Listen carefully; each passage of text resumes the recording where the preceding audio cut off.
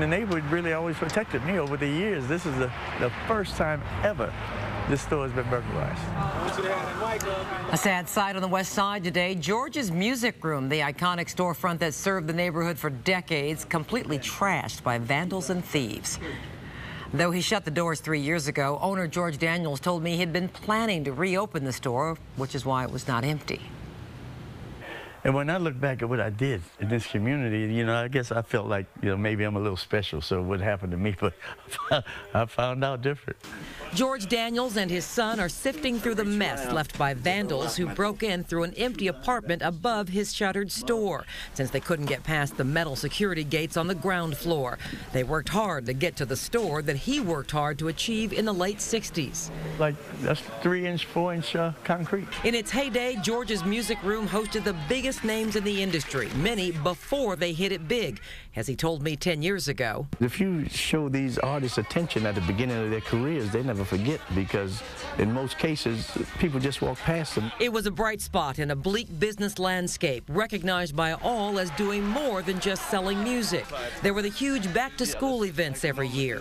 How about Aaliyah? We brought the best of the best over here. The Christmas toy drives. This was a place offering possibilities. I pride myself on the fact that everybody that worked for me, they had to be at least a sophomore in high school, and they walked to work because they lived in the neighborhood. The thieves left behind most of the memorabilia, a photo at the White House, countless signed posters. LL Cool J, Tyrese, Slick Rick, the Ghetto Boys, Mary J. Blige, Alicia Keys.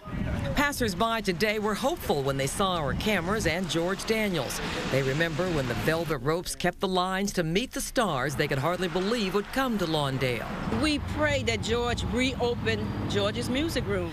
But George isn't so sure the reopening he's dreamed of can survive the new reality of this neighborhood. I don't want to give up on the community, I swear, but this is almost like the last straw. On the other hand, the guy who turned a tiny independent record store into one of the most influential music retailers in the country is not a quitter.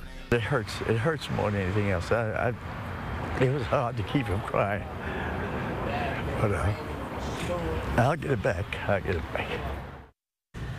I cannot at this moment predict whether or not he will reopen. The block itself, the several blocks there, look worse than they did 10 years ago. There's not another viable business on either side of him. The economy has, you know, when you're already, you know, not a rich neighborhood to begin with. It's not easy to start from scratch. No, it's not. But it's such an iconic institution that classes, music classes, historians might be interested in sort of, you know, cataloging and compiling the history of it and some of that vinyl that's in there. But he was really hurt today. And his own history is so fascinating. I know that at one point he went down south when he was younger, tried to get started there, and was so turned off by the racism of the South that he came back to Chicago. Right. He was a driver on the Chitlin circuit. Yeah. He would drive the acts around. So he knows a lot of people, though, and if that neighborhood could use anything, it's a tiny economic engine that a store can provide. So maybe there will be some support for getting it back. Yeah, back nice open. piece, Robin. Yeah, thank you.